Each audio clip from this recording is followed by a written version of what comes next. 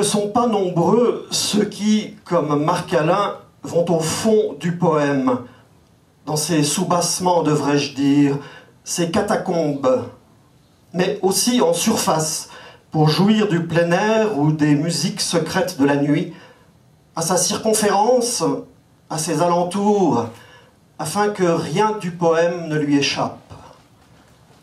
On sent bien l'extrême concentration de l'artiste pour attraper tout ce qui passe par le poème, quitte à le relâcher si ce n'est pas de son goût. Sélection par accumulation, puis par décantation. La méthode n'est sans doute pas neuve, mais efficace. Suivant peut-être en cela le conseil que se donnait à lui-même Saint John Perse dans une lettre à un ami botaniste. Ne pas se laisser diminuer par l'habitude, l'accoutumance, se garder le loisir de demeurer nouveau devant tout ce qui peut apparaître de neuf. Si j'étais croyant, Dieu serait pour moi l'inaccoutumé par excellence.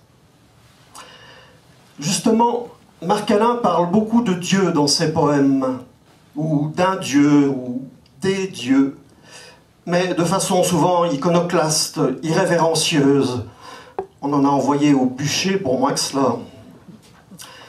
Dieu, nous suggère-t-il, est un tricheur, puisqu'il est biseauté quand il dispute avec le poète une partie de dés.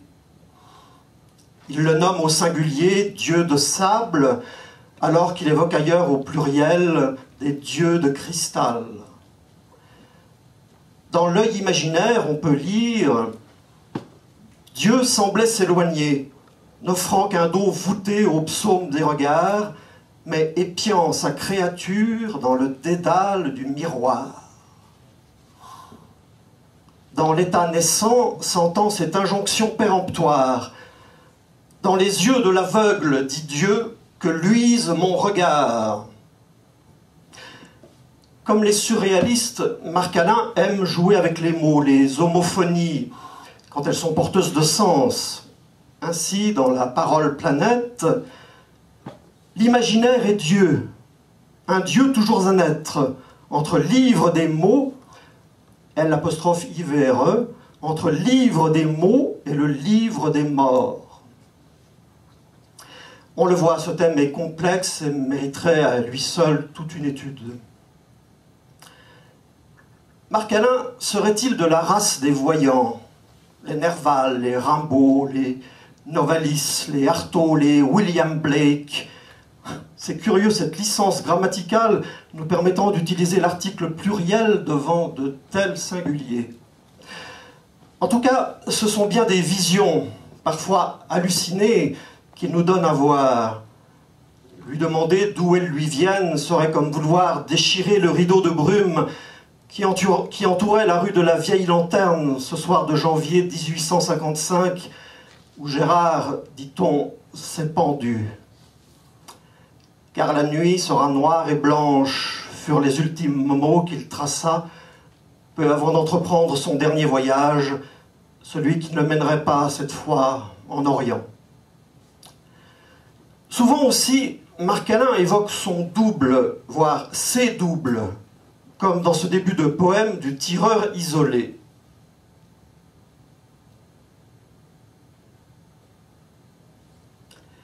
Intermittent de l'être, absent de lui-même le plus clair du temps, il endossait le premier corps venu dans l'espoir de semer la foule de ses doubles.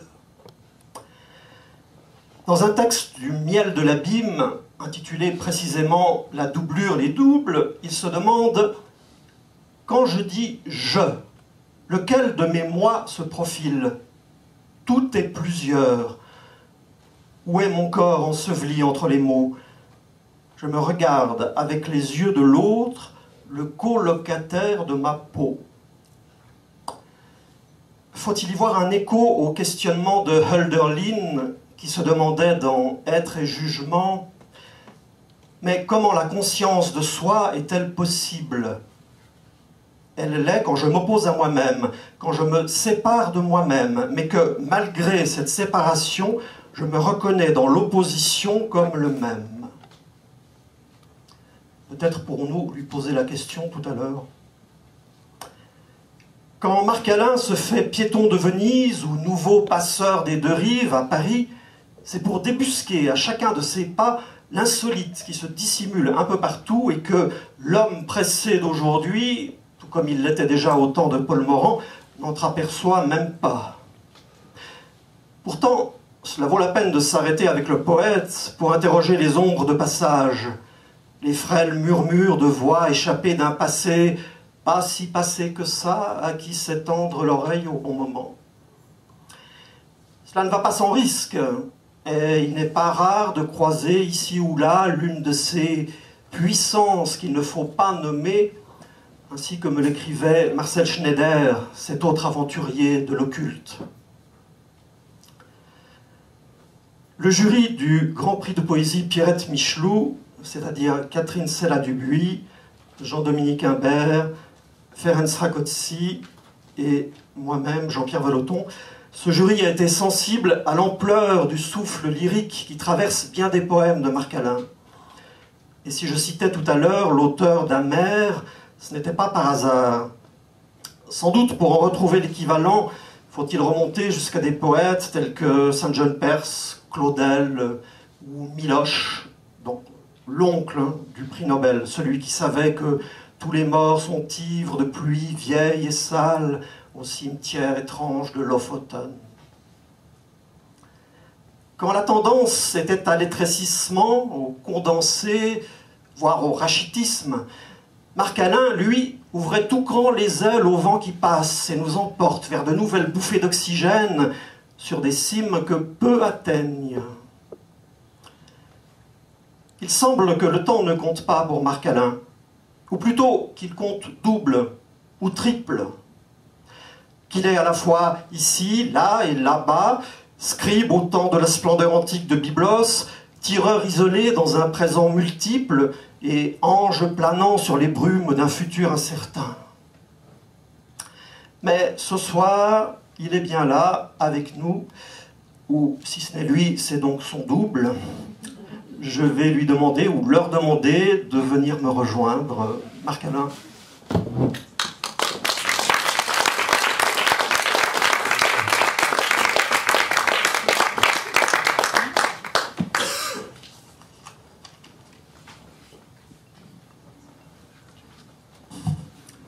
Cher Marc Alain, ma première question sera peut-être un peu longue, je voudrais bien m'en excuser par avance.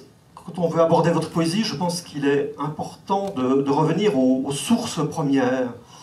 Car en somme, ce soir, ça fait tout juste 60 ans qu'à l'âge de 17 ans, donc en 1954, vous avez publié votre toute première plaquette de vers, Le chemin de la parole, qui les 2 années suivantes fut suivie d'autres plaquettes, telles que Rien que vivre, Demain l'amour, un petit récit en prose, Le secret des pierres, et puis un premier recueil plus important, Liberté de voir. Et il me semble qu'en relisant ces tout premiers poèmes, qui ont encore évidemment certaines maladresses, que déjà se dégagent 2 mouvements très importants de votre poésie, et vous me direz si vous êtes d'accord avec cela. Le premier, en 1947, Lucien Becker publiait un livre intitulé « Rien à vivre », où il affirmait son refus de la vie et du monde. Et vous donc, en 1954, c'était « Rien que vivre ». Il me semble que là, il y avait déjà, d'une part, alors ce serait le premier mouvement de votre poésie, une célébration de la vie. Et j'aimerais juste citer 3 vers.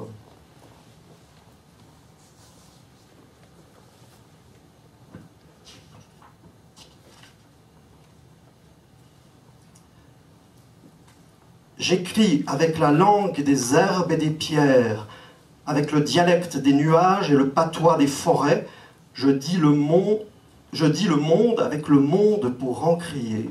Donc ça, ce serait le mouvement inverse à celui de Lucien Becker. Mais par ailleurs, ce deuxième mouvement qui fait un peu opposition ou contrebalance cela, c'est quand même un aspect assez sombre de votre poésie. Où vous dites également, alors ceci c'est dans Liberté de voir votre difficulté à vivre et déjà ce sentiment d'oppression que le monde peut aussi exercer sur nous. Je voudrais être heureux une fois dans ma vie, n'avoir plus peur de l'ombre ni des hommes, ne plus craindre les murs enfermant mon corps, être celui qui va, insouciant des heures, se mêler à l'espoir des feuilles. Et il me semble que ces termes se sont poursuivis. Est-ce que c'est juste? D'abord, félicitations. C'est étonnant de voir un lecteur et un critique et un poète posséder des livres que je ne suis même pas sûr d'avoir moi-même, qui datent de cette époque, quand même préhistorique pour moi, ces années-là de mes débuts. Donc, vous avez cité le nom de Lucien Becker, par exemple. C'est un poète qu'on lisait à cette époque, qui n'est plus très lu aujourd'hui, mais que nous aimions beaucoup. Est-ce que j'ai pensé à lui en choisissant ce titre? Je ne suis pas absolument sûr, mais d'autres l'ont pensé aussi à ce moment-là. J'imagine, Évidemment, au départ, on est le réceptacle d'émotions diverses, de lectures qui vous marquent peut-être plus que nous ne le pensons.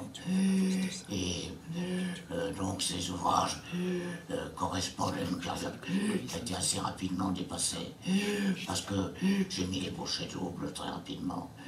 Entre ces années-là, entre 17 et 20 ans, époque où le prix Jacob m'a été décerné pour un recueil qui s'appelle Le Temps des Autres, que Segers avait publié. Le temps des autres. Et c'était le jour même de vos 20 ans que le jour du 18 théâtre. mars 1957. Et c'était Cocteau, Supervielle, Paulhan, qui encore... On parlait tout à l'heure de Supervielle, Jean Paulhan, il y avait Pierre Macorlan, des gens comme Jean Rousselot, Marcel Bialu, également qui me passionnaient. J'en oublie encore, comme Georges Neveu, à qui on doit des pièces de théâtre. Magnifique théâtre, oui. C'était un jury extraordinaire autour de l'histoire littéraire était là, en chair et en os, et la jeunesse des membres du jury étonnait tout le monde. Je me rappelle que les journalistes disaient, mais comment font-ils ces bougres-là? Ils avaient tous 80 ans. Alors comment un jeune poète de 20 ans tout à coup se voit propulsé sur le devant de la scène, reconnu par des aînés prestigieux? C'était un choc? Ça échappe à la raison, c'est un flash, c'est un moment d'illumination, satori, si vous voulez. Quelque chose qui, à la fois, vient du dehors et illumine l'intérieur. C'était une joie énorme, justement, parce que à l'époque, on avait le respect des aînés. On aimait les grands poètes et on n'espérait pas les rencontrer. C'est plus le cas aujourd'hui. Disons que c'est moins le cas. Peut-être qu'il y a moins de grands noms comme Cocteau, etc. De nos jours, je ne vois pas tellement l'équivalent. Mais en plus de ça, on les connaissait, on fréquentait leurs livres et on aspirait à leur ressembler.